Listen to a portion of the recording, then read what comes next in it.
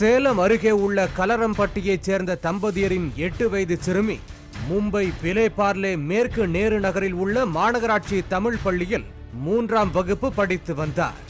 கடந்த 4ஆம் தேதி பள்ளி முடிந்து வீடு திரும்பிய சிறுமி அருகில் உள்ள கடைக்கு தனியாக நடந்து சென்றுள்ளார். நீண்ட நேரமாகியும் வீட்டிற்கு திரும்பாத நிலையில் தனது மகளை காணாமல் தவித்த தமிழக தம்பதியினர் காவல் நிலையத்தில் புகார் அளித்தனர். காவல்துறையினர் அந்த பகுதியில் உள்ள சிசிடிவி காட்சிகளை ஆய்வு செய்த போது குறிப்பிட்ட இடம் வரை கடைக்கு சென்றுவிட்டு திரும்பிய சிறுமி அதன் பின்னர் மாயமானது தெரிய வந்தது.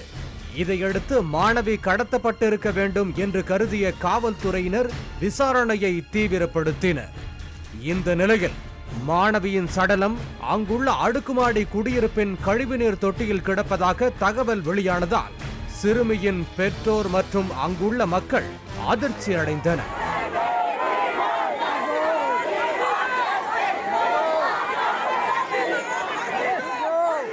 சிறுமியை கடத்தி பாலியல் வன்கொடுமை செய்து கொலை செய்ததாக பழைய குற்றவாளியான குண்டப்பா வடிவேல் என்பவனை காவல்துறையினர் கைது செய்தனர். காவல்துறையினரிடம் சிக்கிய குண்டப்பா ஏற்கனவே பாலியல் வழக்கில் 7 ஆண்டுகள் சிறையில் இருந்தவன் என்று தகவல் வெளியானதால் ஆத்திரமடைந்த பொதுமக்கள் அவனுக்கு தாங்களே தண்டனை வழங்குவதாகவும் அவனை தங்களிடம் ஒப்படைக்க வலியுறுத்தியும் ஜூகு காவல் நிலையத்தை முற்றுகையிட்டனர்.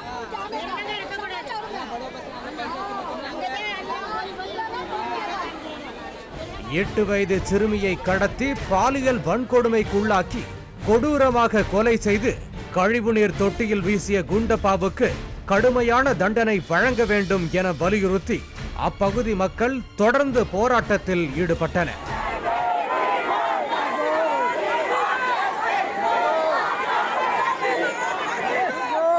பாலியல் தொழில் அங்கீகரிக்கப்பட்ட மும்பையில் இந்த கொடூர பாலியல் கொலை சம்பவம் அரங்கேறி உள்ளது.